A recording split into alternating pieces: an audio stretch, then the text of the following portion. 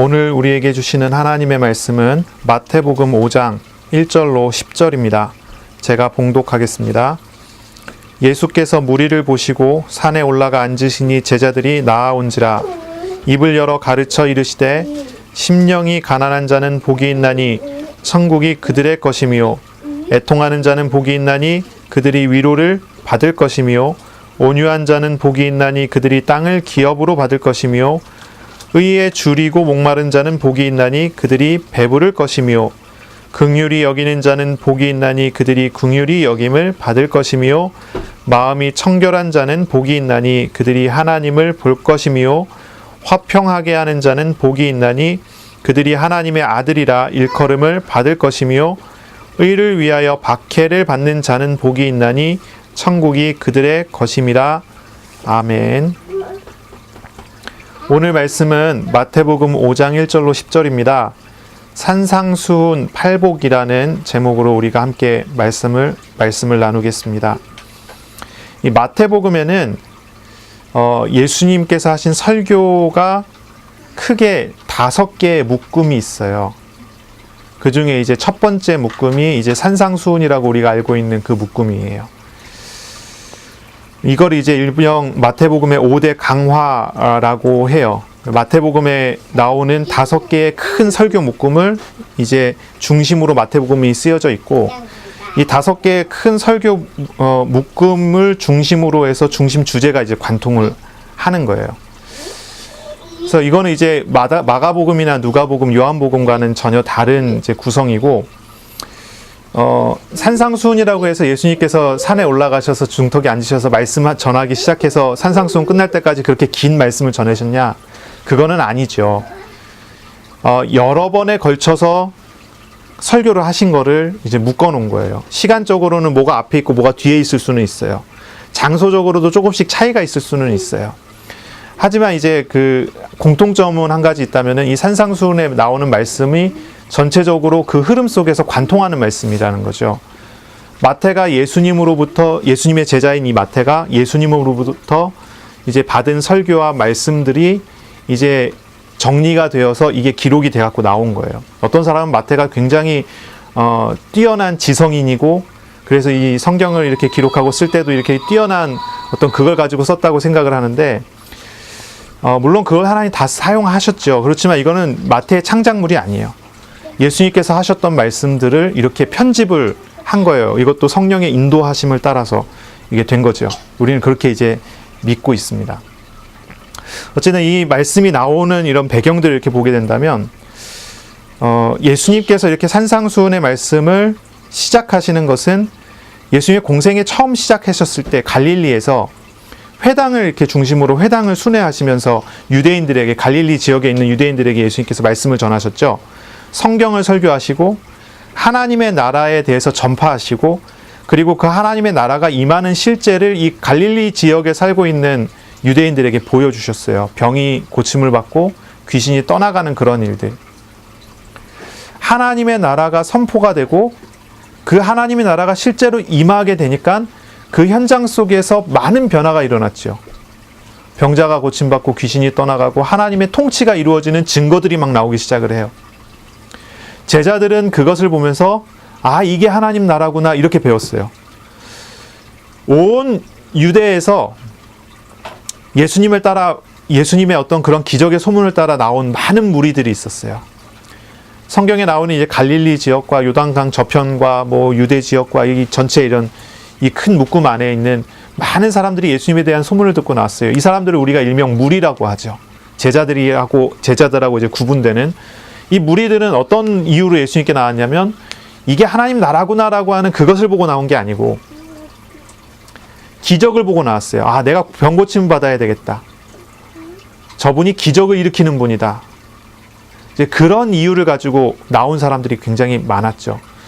그러니 예수님께서 회당에서 계속 설교를 하시면서 순회를 쭉 하셨는데 소수의 제자들과 많은 무리들이 모여지기 시작을 한 거예요. 제자들이라고 하는 12제자뿐만이 아니죠.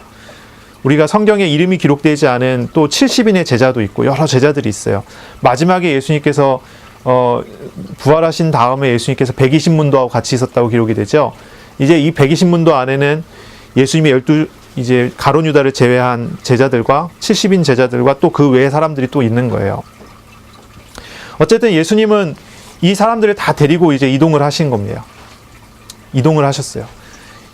예수님의 말씀을 알아들은 하나님의 나라의 맛을 본 제자들과 그리고 이제 많은 무리들을 다 데리고 가는 거예요. 산 중턱으로 올라가셨어요. 우리가 이제 지역적인 것을 생각을 하면은 왜 산 중턱이어야 됐을까라고 생각을 해보면 이제 그런 거죠. 많은 사람들 앞에서 설교를 들려주셔야 되기 때문에 그러한 합당한 장소로 가세요. 산 위에서 말씀을 하시면 말씀이 퍼지겠죠. 또 예수님의 설교는 또 이런 쪽으로도 이루어졌어요. 바다에 배를 띄워서 바다에서 이제 설교를 하신 사람들은 이제 무태서 다 이렇게 모여 있고 그럼 바람의 방향에 따라 설교가 이렇게 증거가 되죠. 전달이 되죠. 그런 것처럼 예수님께서 바다에서 많은 무리가 모였을 때 바다에서 설교하시던지 아니면 산에 주서 설교하시던지 했어요. 이때는 이제 이 많은 무리들을 데리고 산으로 가신 거예요.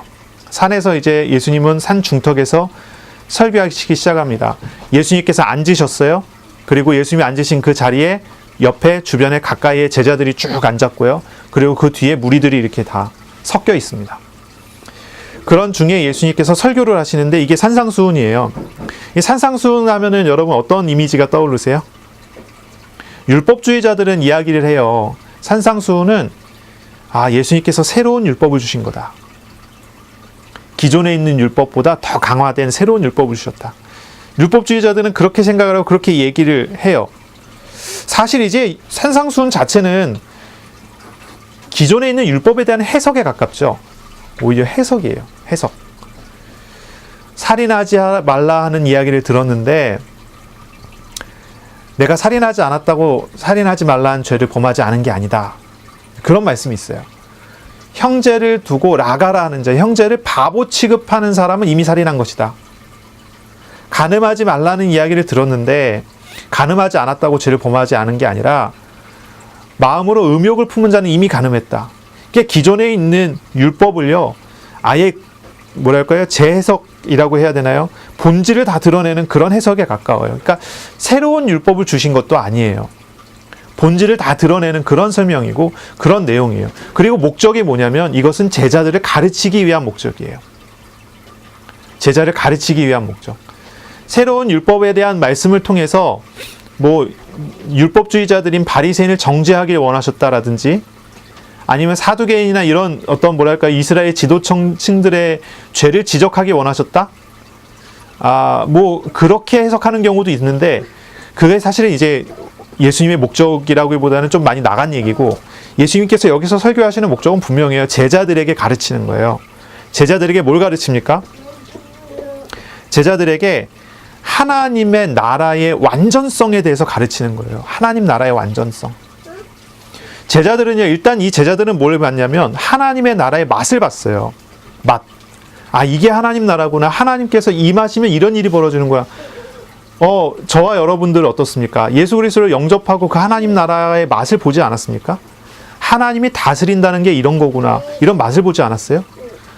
상황과 환경과 이런 것들은 사실 달라지지 않았어요. 그동안 나를 억누르고 괴롭히고 고통스럽게 하는 건 막 그대로 있는데 하나님께서 내 마음에서 나를 다스리기 시작하니까 모든 게 다 그대로 있는데 내가 평안해지고 모든 게 다 그대로 있는데 내가 바뀌어요.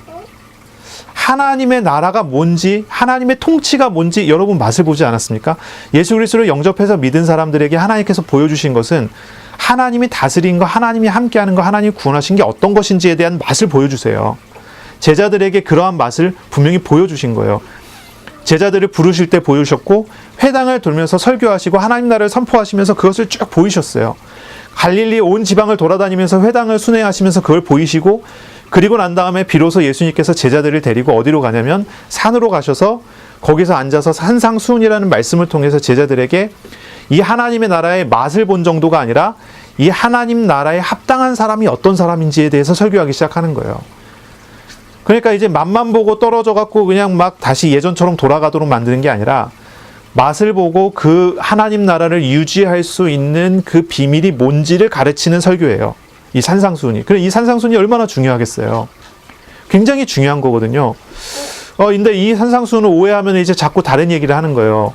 이게 정죄하기 위해서 이 산상수훈이 사용이 되고, 아니면 율법주의자들 같은 경우는 뭐 내가 정말 구원받기 위해 알고 지은 죄 모르고 지은 죄 다 이제 회개해야 되니까 이제 뭐 내 음욕을 품었습니다 하면서 회개하기 시작해야 되고, 이게 무슨 얘기인지 아시겠죠? 그렇게 되는 거예요. 남을 향해서는 정죄하게 되고 자기 자신을 향해서는 이제 막 그 죄에 얽매이는 그런 문제 속에서 더 깊게 그냥 수렁에 빠져버리는 그런 문제들. 그런데 이 산상수훈이 그런 게 아니라니까요. 하나님의 나라의 완전성을 설명을 하고 설교하고 하나님 나라의 삶을 그림으로 그리게 만들어주세요. 이게 산상수훈이에요. 그러니 이거는요, 전혀 다른 이미지의 전혀 다른 내용들이라는 것을 아셔야 돼요. 아, 이게 하나님 나라구나. 이게 하나님 나라라는 거예요. 하나님 나라의 맛을 본 사람들에게 보여준 하나님의 나라. 그럼 도대체 이 율법의 재해석이 하나님 나라랑 무슨 상관이 있습니까? 이렇게 질문할 수가 있어요. 율법을 재해석하셨다고 했는데 이게 하나님 나라랑 무슨 상관이 있을까요? 하나님의 나라에 들어가서 하나님 나라를 누릴 만한 사람은 그런 사람이어야 된다는 거예요. 흠도 없고 죄도 없고 아무것도 없는 완전하고 완전 무결한 사람이어야 하나님 나라에 합당한 사람들이라고 예수님께서 그렇게 설교를 하시는 거예요, 제자들에게. 그러면 그 하나님 나라에 합당한 사람이 어떻게 됩니까? 그것은 나를 따라오면 된다는 거죠. 예수님 따라가면 된다는 거죠. 그걸 예수님이 보이시고 나타내는 거예요. 율법주의자들이 이 설교를 들으면 아주 어려워합니다. 힘들어합니다. 그러면 세상에 구원 얻을 사람이 누가 있습니까? 마음에 음욕도 품으면 안 되고, 생각으로도 죄를 지면 안 되고, 남을 미워해서도 안 되고, 오른뺨을 때리면 왼뺨을 들이밀어야 되고, 겉옷을 벗어달라면 속옷까지 벗어줘야 되고, 세상에 이렇게 살 수 있는 사람이 어디에 있습니까? 그렇게 살 수 있어요? 어렵지 않아요. 그렇죠? 어떻게 그렇게 살겠어요? 그런데 그 모든 율법에 대해서 그 모든 율법을 짊어지신 분이 예수님이기 때문에 제자들은 이 말씀을 들으면서 예수님을 따라가면 된다고 하는 믿음을 갖게 하는 거예요. 믿음을 갖게 되는 거예요. 그러니 이 설교를 들은 예수님의 제자들은 즉시 깨닫든지 아니면 시간이 많이 지난 다음에 깨닫든지 아니면 나중에 이런 마태복음 이런 성경을 읽고 난 다음에 깨닫든지 이 가르침 자체가 하나님 나라의 완전성에 참여하게 되는 명확한 기준을 보여준다는 거예요. 율법의 정죄를 모두 짊어지시는 그리스도와의 신비한 연합, 그 연합이 뭔지 그 가치를 깨닫게 된다는 거죠. 그거를 보여주는 거예요. 그걸 보여주는 거예요. 예수님 말씀하시잖아요. 내가 율법이나 선지자를 폐하러 온 것이 아니다. 완전하게 하기 위해서다. 내가 진실로 너희에게 이르노니 천지가 없어지기 전에 율법의 1.1핵이라도 다 결코 없어지지 않고 다 이루리라 라고 예수님이 산상수훈에서 얘기한단 말이죠. 그래, 이 완전성, 그리고 이것이 완전히 이루어지는 것이 누구를 통해서 되는지 그리스도께서 그 율법을 순종하시고 그리스도께서 십자가의 죽으심으로 그리스도의 의로움이 우리에게 전가됨으로 우리가 구원을 얻게 되어지는 그 놀라운 비밀이 여기서 나오는 거예요. 그러니 율법을 폐기해야 된다고 주장하고 있는 그런 구원파들이나 아니면 이제 율법주의자들의 설명과는 전혀 다른 이 산상수훈 자체가 우리에게 보여주고 있는 하나님의 나라의 완전성에 참여하는 삶이 뭔지를 보여주는 거죠. 그리고 그것을 이제 이야기하기 위해서 예수님은 가장 먼저 팔복의 가르침부터 시작을 합니다. 팔복부터 시작을 해요. 팔복 뭡니까? 팔복 8가지의 복인데요. 팔복은 한마디로 정의하자면 이런 거예요. 이 하나님의 나라의 완전성에 참여하고 하나님 나라의 백성된 사람의 삶을 살 수 있는 그 하나님 나라의 백성의 삶의 뭐라 그럴까요? 기준이라고 해야 될까요? 그런 거예요. 우리가 이 하나님 나라가 어떤 건지 잘 모른다면, 이게 완전한 사람만 들어갈 수 있다는 사실을 모른다면 이 팔복이 참 어렵게 느껴질 거예요. 그러나 우리로서는 도저히 지킬 수 없는 율법과 우리로서는 도저히 구원 얻을 수 있는 희망이 없다고 하는 실제를 보고 이 팔복을 보면 이게 얼마나 하나님께서 우리에게 주시는 놀라운 은혜인지 알게 되죠. 이 팔복의 복은요, 하나님 나라에서의 평안, 행복으로 생각하면 돼요. 하나님 나라에서의 행복이에요. 하나님 나라를 살아가는 행복, 하나님 나라를 살아가는 평안. 그러니 이제 성공한다는 것, 취업, 입학, 이런 것 같은 세상적인 축복하고는 아예 다른 개념이죠. 뭐 이런 겁니다. 뭐 심령이 가난한 사람은 하나님 나라의 행복을 가진 사람으로서 뭐 이렇게 얘기하는 거와 다르지 않은 거예요. 그러니 이제 팔복은 축복받아라 이런 복이 아니라 진짜 하나님 나라의 참된 행복을 가진 사람은 이런 사람들입니다. 8종류의 사람이 이렇게 얘기하는 거라는 거죠. 이제 팔복을 좀 정리해 볼까요? 팔복은요 4개씩 나눌 수 있어요. 앞에 4개, 뒤에 4개. 앞에 4개는 뭐냐면 하나님과의 관계예요. 뒤에 4개는 뭐냐면 사람과 세상과의 관계예요. 그리고 10계명하고 좀 비슷하죠. 10계명이 앞에 4개가 하나님과의 관계고 뒤에 6개가 사람과의 관계인데 팔복에 좀 비슷한 그런 느낌이 있어요. 그렇지만 이제 조금 다르죠. 그리고 이 8개가 서로 이제 대꾸를 이루어요. 앞에 4개와 뒤에 4개가 대꾸를 이루어요. 1복은 첫 번째 복이 8번째 복과 대꾸를 이루죠. 첫 번째 복이 천국이 저희 것이며, 8복도 천국이 저희 것이며 이렇게 끝나요. 두 번째 복과 7번째 복이 또 대꾸를 이루어요. 물론 내용과 이런 것은 다르지만 문법적으로 봤을 때 그런 내용들, 그런 단어들을 써요. 예를 들어 미래, 수동체, 약속 이런 이미지의 단어를 2복과 7복에 의도적으로 갖다가 배열을 해놔요. 그리고 3복과 4복, 3복과 6복이죠. 3복과 6복이 이렇게 또 대꾸를 이루고 4복과 5복이 대꾸를 이뤄요. 그 차이는 뭐냐면 앞에 거는 하나님의 관계, 하나님과 나와의 관계를 얘기한다면 뒤에 것은 이제 사람과 나와의 관계예요. 하나님의 복받은 사람으로서 사람과 어떤 관계를. 그런 이 팔복은 완전한 복이에요. 완전한 복이에요. 이 팔복을 잘 읽어보면 하나님 나라의 삶이 이런 것이구나 알 수가 있게 되죠. 그럼 좀 정리하면서 우리가 좀 말씀을 읽어볼까요? 1복입니다. 심령이 가난한 자는 복이 있나니 천국이 그들의 것이미요 라고 했어요. 심령이 가난하다라고 하는 말은 무슨 말일까요? 누가복음에 보니까요, 이거는 가난한 자는 복이 있나니 라고 돼 있어요. 근데 마태복음은 심령이 가난한 자는 복이 있다 이렇게 돼 있어요. 그럼 무슨 차이일까요? 물질적인 가난일까요? 누가복음에서 이야기하는 가난한 자는 이라는 것은 물질적인 가난, 정신적인 가난, 영적인 가난을 다 포함한 그걸 포괄하는 개념이라고 한다면 마태복음은 이거 아예 좁혀놨죠. 예수님께서 설교를 하셨을 때 그거를 들은 사람들이 동일한 이야기를 들었어요. 동일한 말씀을 들었어요. 근데 기록이 조금 달라요. 뭐가 다를까요? 어떤 사람은 자세히 기록해놓고 어떤 사람은 대충 기록해놓은 거예요. 그런데 이것이 하나님 말씀인 건 분명해요. 그렇죠? 어쨌든 이 마태는 이렇게 얘기해요. 심령이 가난하다. 심령이 가난하다는 얘기는 단순히 물질적인 가난이 아니라는 거예요. 오해하지 말라는 거죠. 물질적으로 가난한 사람이 복이 있다? 그렇지 않다는 거예요. 물질적으로는 가난할 수도 있고 그렇지 않을 수도 있어요. 그거보다 더 중요한 거는 심령이 가난하다는 거예요. 이거는 마음의 문제입니까? 마음의 문제도 아니에요. 그거보다 훨씬 더 깊어요. 이건 영적인 문제예요. 영적인 가난이에요. 영적인 가난. 천국을 소유하는 것은 부유한 자에게 주어진 게 아니에요. 영적으로 가난한 자에게 주어진 거예요. 천국을 소유하는 사람은 나는 의롭다, 나는 괜찮다, 나는 부족함이 없다라고 이야기하는 그런 사람에게 주어진 게 아니에요. 나는 부족합니다. 나는 할 수 없습니다. 나는 될 수 없습니다라고 하는 사람에게 주어진 거예요.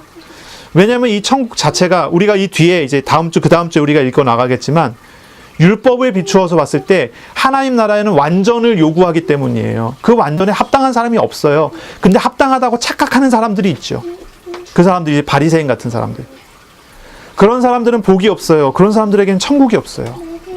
율법을 지켜서 구원받는다. 나는 조금도 부족하지 않다. 나에게는 그리스도가 필요 없다라고 이야기하는 사람들에게는 천국이 없어요.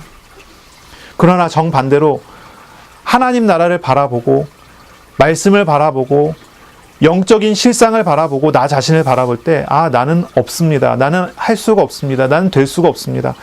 나는 가난합니다. 이런 사람들은 그리스도께로 나아가게 되기 때문에 천국이 그들의 것이 되는 거예요. 천국이 그들의 것이 돼요. 근데 이렇게 얘기할 수 있어요. 심령이 가난한데 그리스도를 의지하지 않고 그리스도를 바라보지 않는 사람도 있지 않냐. 그건 가난한 게 아니잖아요. 그건 가난한 게 아니에요. 다른 것으로 만족하는 거예요. 다른 것으로 채우려고 하는 거지 가난한 게 아니에요. 일명 우리가 알고 있는 구교, 천주교 같은 경우는 어떻습니까? 심령이 가난한 사람들이 아니에요. 왜 그러냐면 그 사람들은요.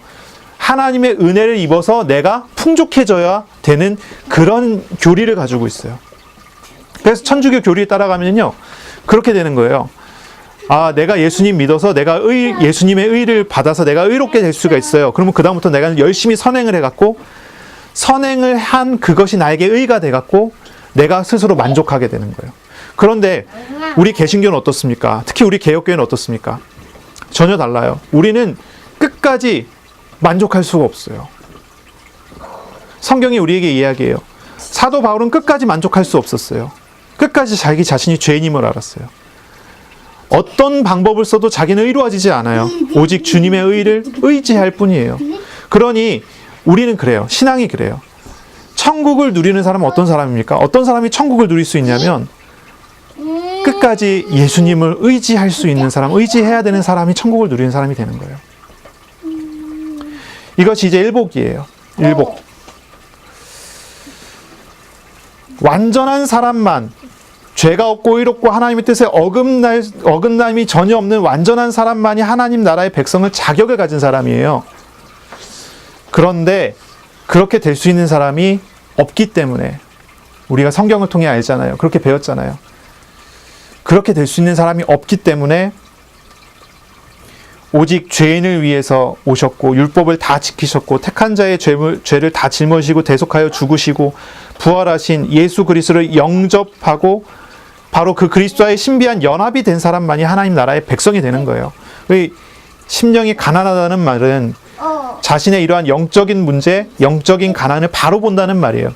그러니 다시 말하면 자신이 죄인이라는 사실을 인정하고 어떤 의로움도 자신 안에 없다는 사실을 아는 사람, 그래서 자기 자신을 하나님 앞에 내어놓고 자기를 부인하고 주님을 의지할 수 있는 그런 사람만이 자신의 삶에서 현재적으로 하나님의 나라를 누리는 사람이 돼요. 그럼 거꾸로 얘기할게요. 왜 나는 하나님 자녀인데 하나님 나라를 못 누립니까? 그렇잖아요. 일복과 팔복은요, 현재 시제예요. 하나님 나라가 저희 것이며 하나님 나라가 지금 우리에게 임하여 있는 사람이 그런 사람이 일복과 팔복의 사람. 이복과 칠복까지는요, 이복에서 칠복까지는요, 미래형이에요. 그런 사람일 것이다. 그런 사람이 된다. 지금 우리에게 필요한 게 뭐예요? 내가 지금 내 마음에 하나님이 오셨어요? 하나님이 나를 다스리세요? 내가 있는 곳이 하나님 나라 맞습니까? 맞는데 왜 하나님 나라가 안 누려집니까? 원인이 어디에 있습니까? 자기 자신을 보질 않아요. 심령이 가난하지 않아요. 실상을 보질 않아요. 자꾸 속아요. 마귀가 우리를 속이고 스스로 속고 자꾸 속아요. 뭘로 속습니까? 아, 저 돈 가지면 내가 행복할 텐데. 저 평수 넓은 아파트 들어가면 행복할 텐데. 아, 내가 지금 아픈데 이 아픈 거 해결되면 행복할 텐데. 아, 저 좋은 대학 들어가면 행복할 텐데. 아, 저 어떤 재능이 좀 꽃 피면 행복할 텐데. 맞습니까? 맞나요? 그 스스로 속는 거예요. 마귀 계속 그렇게 속이고 우리도 스스로 속는 거예요. 천국을 누리지 못해요. 우리에게 정말로 필요한 거는 우리에게 오셔서 우리를 짊어지신 그리스도의 의가 필요한데 우리는 자꾸 자신의 의를 만들어내요. 자신의 의로움을 자꾸 생산해내요. 내가 이만큼 공부했으니까 이런 대가를 받아야지. 아니, 기도도 그렇게 해요. 하나님, 내가 이렇게 기도할 테니까, 내가 이렇게 기도했으니까, 내가 그렇게 금식을 했으니까 하나님 나에게 응답을 주십시오. 자신의 의가 자꾸 나와요. 천국이 누려질 수가 없는 거예요. 잠깐의 어떠한 기적과 잠깐의 맛을 볼 수 있을지는 모르겠어요. 그런데 그런 사람에게는 천국이 없어요. 이게 얼마나 억울한 일입니까? 그렇게 노력을 했는데 안 된다니까요. 그러니 우리가 이것을 봐야 해요. 우리가 팔복으로 바로 넘어갈게요. 팔복은 이런 말씀입니다. 의를 위하여 박해를 받는 사람은 복이 있나니 천국이 그들의 것임이라.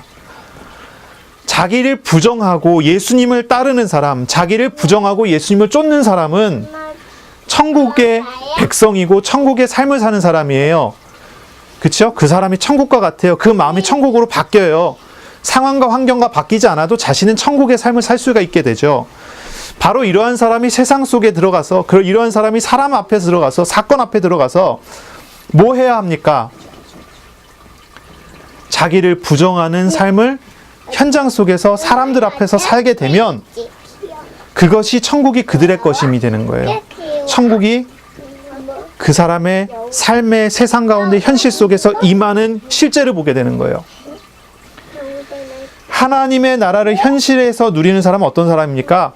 의를 위하여 박해를 받는 사람이에요. 의를 위하여 박해를 받는다 이렇게 얘기하면 좀 어렵죠. 막 옛날처럼 뭐랄까요, 예수 믿을래 죽을래, 예수 믿으면 죽고 안 믿으면 산다 이렇게 하고 총 갖다 대고 뭐 이런 박해를 생각하기 쉬워요.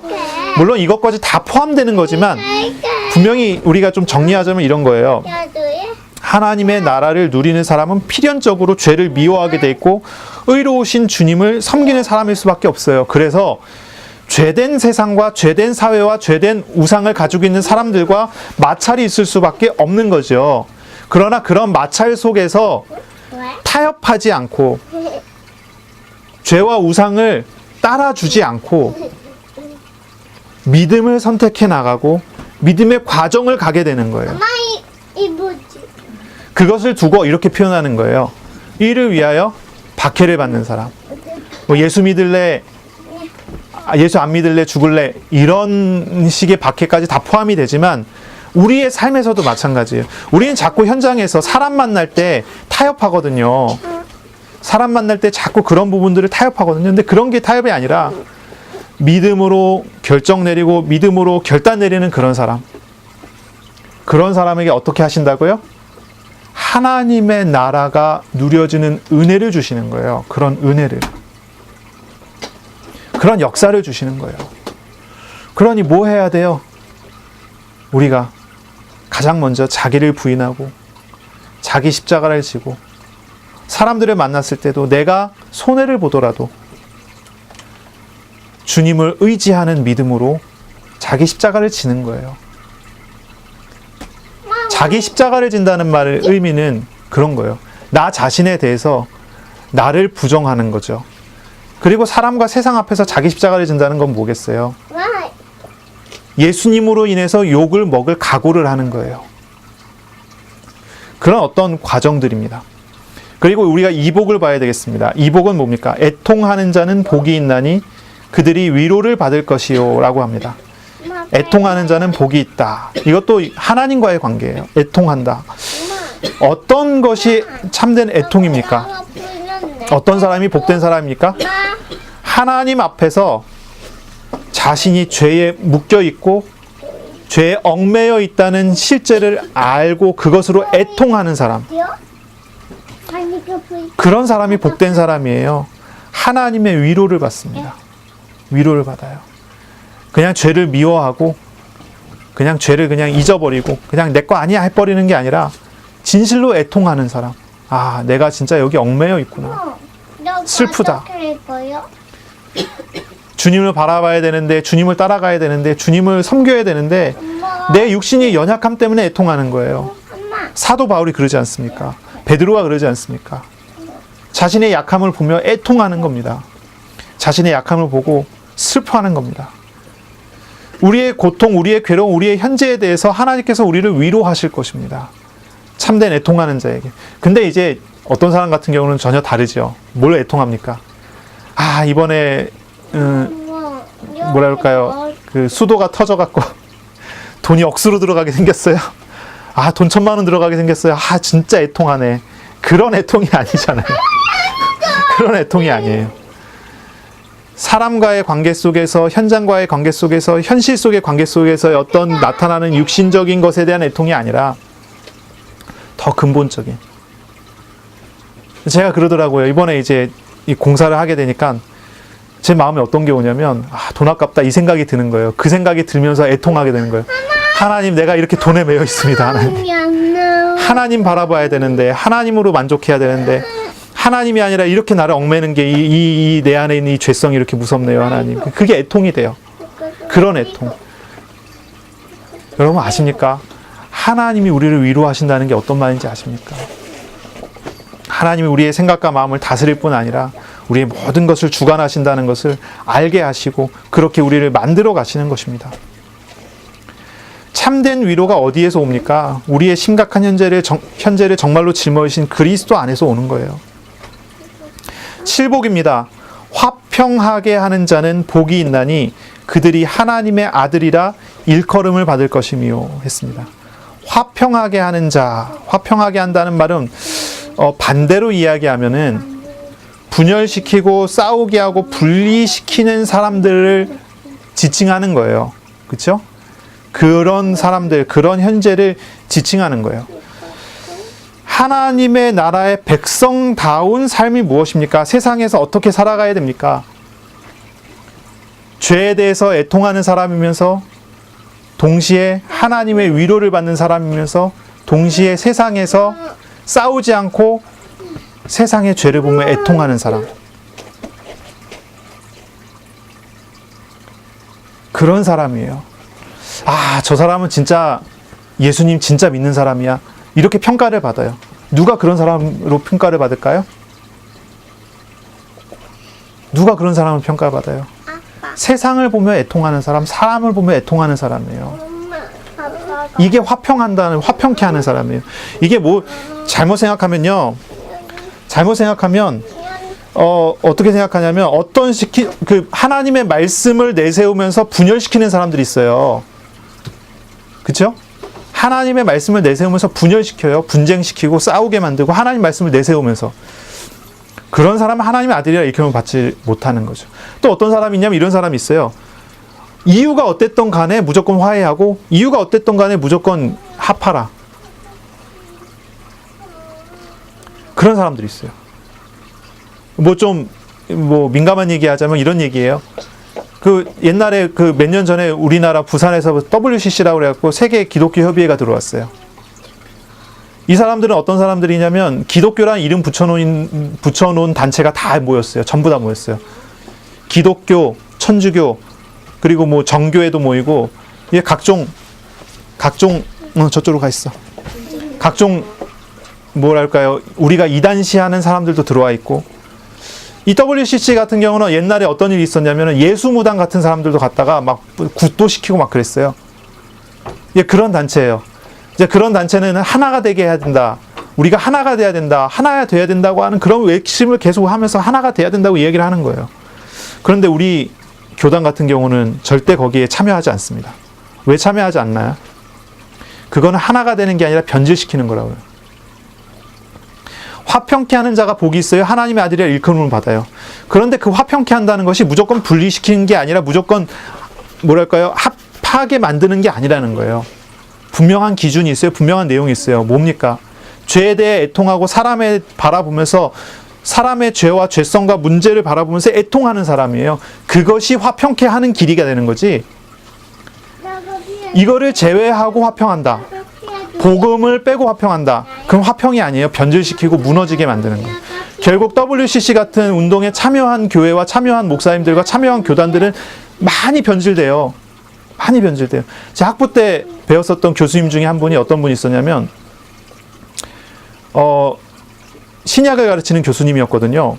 근데 그분 같은 경우 굉장히 믿음이 신실했다라고 사람들이 얘기를 했대요. 전 잘 모르겠어요. 직접 본 게 아니라서. 근데 그분이 이제 WCC 거기 운동에 참여를 하고 거기 이제 캐나다 가서 거기서 한 2년 정도 이제 동참을 하고 거기 사역을 하고 돌아오셨는데 믿음을 다 잃어버렸어요. 뭐라고 얘기하냐면 나는 하나님 말 안 하겠다. 진짜 이분 설교할 때 하나님 말 안 해요. 그럼 왜 신학교 교수를 하는지 모르겠어요. 그러신 분이에요. 거기 들어가서 거기에 합하겠다고 들어갔더니 변질이 돼버리는 거예요. 변질이 돼요. 복음 안에서 복음으로 하나가 되는 것이 맞는 건데 그렇지 않는 거죠. 전혀 다른 쪽으로 가요. 우리가 이제 생각을 하기에 그분이 예전에 신앙이 있었다고 이야기했던 것도 사실 신앙인 것처럼 보인 게 아니었을까라고 생각을 하기는 해요. 왜냐면은 진짜 믿음 있는 사람이 하나님을 만난 사람이 하나님을 떠나는 게 그렇게 되지 않거든요. 근데 어쨌든 간에 하나 된다라고 하는 말에 함정에 빠지면 안 돼요. 죄를 바라보고 하나님과의 나와의 관계를 바라보고 그리고 이것이 바탕이 돼서 세상과 사람들을 바라봐야 돼요. 그러니 칠복은 그냥 이해하기보다는 우리가 이복과 좀 연결해서 생각을 할 필요가 있는 거예요. 죄를 바라보고 나 자신을 바라보고 될 수 없는 현실을 바라보고 애통하고 또 사람과 현장을 바라보고 사람과 현장 속에서 얽매여져 있는 나도 안 되는데 저 사람도 안 된단 말이죠. 얽매여져 있는 죄와 죄성의 모든 그런 부분을 바라보며 애통하는 마음을 가진 사람.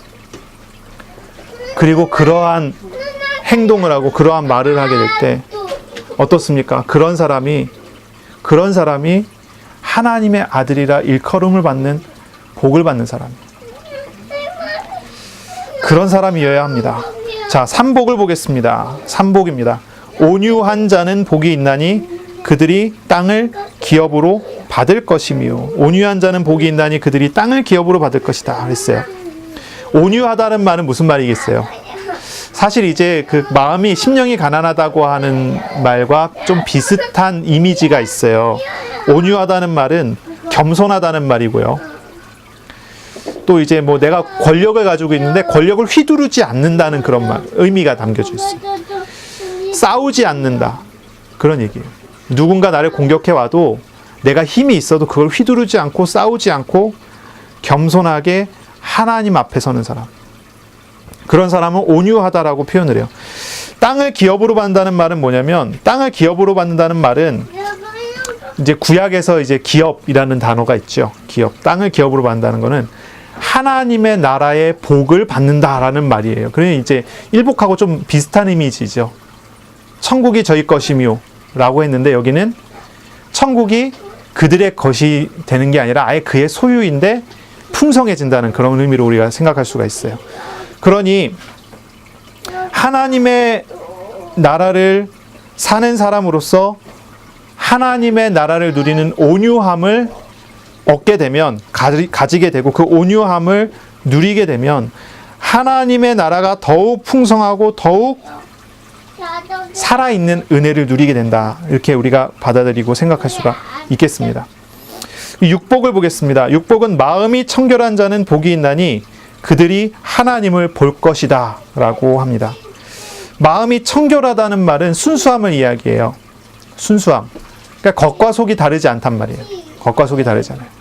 우리가 이제 좀 더 이렇게 말씀을 읽다 보면 나오겠지만, 예수님께서 바리새인을 두고서 말씀하시기를 외식하는 자라고 표현을 했어요. 외식하는 자. 겉과 속이 다르다 그랬죠. 사람들 앞에 나와서 기도하지 골방에서 하나님께 기도하지 않는다. 이거 외식이라고 표현을 해요. 예수님의 말씀 이 뒤에 나오는 것을 생각해 본다면 이 순수함, 청결하다는 말이 무슨 말인지 아시겠죠? 외식하지 않는 거예요. 겉과 속이 다르지 않는 거예요. 거룩함과 고결함을 갖는 거예요. 이 사람의 삶 자체가 겉과 속이 다른 그런 사람과 다르게 거룩한 사람, 거룩한, 청결한, 고결한 그런 마음을 갖는 사람. 외식하지 않는 사람은 어떤 사람입니까? 하나님을 자신의 삶 속에서 보는 사람이 돼요. 성경에 보면 하나님 본 사람 몇 명 있죠. 이제 여러 명이 있지만, 하나님 본 사람 여러 명 있지만, 좀 비슷하게 제가 생각을 하면은 이제 요셉 같은 경우나 다윗 같은 경우를 좀 생각을 해봐야 돼요. 요셉 보면요, 어떻습니까? 하나님이 요셉과 함께 하심으로 요셉이 형통한 자가 됐어요. 그의 삶에 하나님이 함께 하시니까 주변에 있는 사람들이 요셉을 보면서 하나님을 보았어요. 다윗도 비슷했죠. 다윗이 하나님과 함께 했어요. 하나님의 신에 이만큼 감동된 사람을 본 적 없다. 이렇게 다윗을 보면서 사람들이 얘기를 해요. 하나님을 봐요. 마음이 청결한 사람, 그런 사람은 하나님을 봐요. 외식하지 않아요. 어떤 사람입니까? 온유하고 겸손하고 하나님을 의지하며, 그러며 그것이 사람들 앞에서까지 하나님 앞에 서는 사람이에요. 이렇게 이제 그 대꾸를 이룬다고 해서 꼭 연결해서 생각해야 되느냐? 물론 대꾸가 된다고 해서 꼭 연결해서 생각하지 않아도 돼요. 근데 우리가 좀 이해하기 쉽게 우리가 좀 설명을 해야 될 것 같아요. 우리가 하나님 앞에서 순수하게 하나님 앞에 나아가는 사람은 그의 삶에 하나님을 보고 하나님과 함께하는 생활을 하게 돼요. 하나님 나라의 누림이 더욱 풍성해지는 거예요. 그런 사람이 되시기 바랍니다. 아멘. 네. 너무 많은 내용을 이야기하는 것 같아요. 사실 이제 8복 하면은 제가 이런 생각도 했어요. 1복을 한 주, 2복을 그 다음 주, 3복을 그 다음 주, 그래도 되는데, 다 한꺼번에 묶어갖고 한 번에 이제 설교를 하려니까 사실 양도 너무 많고 우리가 또 정리도 잘 안 되고 그래요. 하지만 우리가 산상수훈이 좀 길기 때문에 이제 그 전체를 볼 수 있는 훈련을 먼저 해야 될 거라고 생각을 하고 이제 8복을 이번 한 주 동안 이렇게 보는 거예요. 사실 이제 성경을 읽을 때는 두 가지 방법이 있어요. 뭐냐면은 이제 통독하는 거예요. 빨리빨리 막 나가는 거예요. 계속 읽으면서 나가는 거예요. 이해 안 되면 그냥 넘어가요. 또 한 가지는 뭐냐면 자세히 보는 거예요. 한 절 한 절 속에 담겨져 있는 의미들을 다 하나씩 파고 들어가면서 그 읽어 나가는 거예요. 두 가지 다 장점이 있어요. 그런데 첫 번째는 초신자나 성경 전체를 잘 모르는 사람이 읽기에 참 좋아요. 그렇게 읽어 나가야 돼요. 두 번째는 뭐냐면 성경을 잘 아는 사람들이 성경을 차근차근 전체를 보는 눈이 있으니까 군데군데를 파고 들어가는 거예요. 근데 전체를 보는 눈이 없으면 군데군데 파고 들어가기 참 어렵거든요. 그래서 지금 우리 같은 경우는 성경을 통독을 하고 있잖아요. 우리가 벌써 몇 년 전까지 구약을 다 읽었고 신약도 지금 거의 읽어가고 있어요. 그렇기 때문에 좀 이제 빨리 가려고 이 전체를 보는 눈을 이렇게 가지고 나가요. 모르긴 몰라도 마태복음 다 읽고 나면은 전체 이미지가 보일 거예요. 그 다음에 다시 산상수훈의 일복을 읽으면 전혀 다르게 느껴질 것 같아요. 어쨌든 이제 그런 이유로 보고 있는 거고요. 그래서 많은 내용이지만은 이게 다 녹음돼서 나가기 때문에 들으면서 이제 묵상하시고 그리고 그 안에 담겨져 있는 전체 흐름을 좀 잡으면서 가세요. 그러면 될 것 같아요. 이제 사복입니다. 의에 줄이고 목마른 자는 복이 있나니 그들이 배부를 것이며 있어요. 의에 줄이고 목마른 자. 참 이 구절 때문에 금식을 많이 해요. 여러분 이 구절 보면서 금식하는 사람 보셨습니까? 전 여러 번 봤는데. 내가 배고파요. 갈급해요. 내가 지금 어려워요. 그래서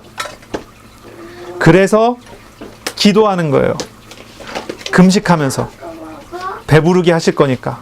하나님 내 영혼이 배고픈 것처럼 내 육신이 배고픈 것처럼 내 영혼이 배고프니까 내 영혼을 채워주시면 내가 밥을 먹겠습니다. 이러면서 금식을 한다고요. 줄이고 목마른 자가 복이 있어요. 근데 그냥 줄이고 목마른 게 아니에요. 의에 줄이고 목마른 거예요. 이 구절 가지고 금식하는 거 그리고 이 말씀에 따른 어떤 기도 제목을 가지고 응답이 올 때까지 기도한다는 사람들 사실 이 구절을 정확하게 읽었는지 잘 모르겠어요. 그렇지 않은 것 같아요.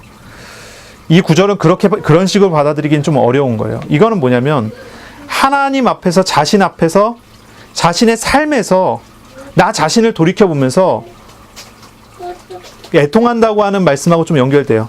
내가 의롭지 않습니다. 내가 선하지 않습니다. 그 선함이 내게 있기를 원합니다. 그 의로움이 내게 있기를 원합니다. 그것을 갈망합니다. 내가 거기에 배고픕니다라고 하는 그런 거예요.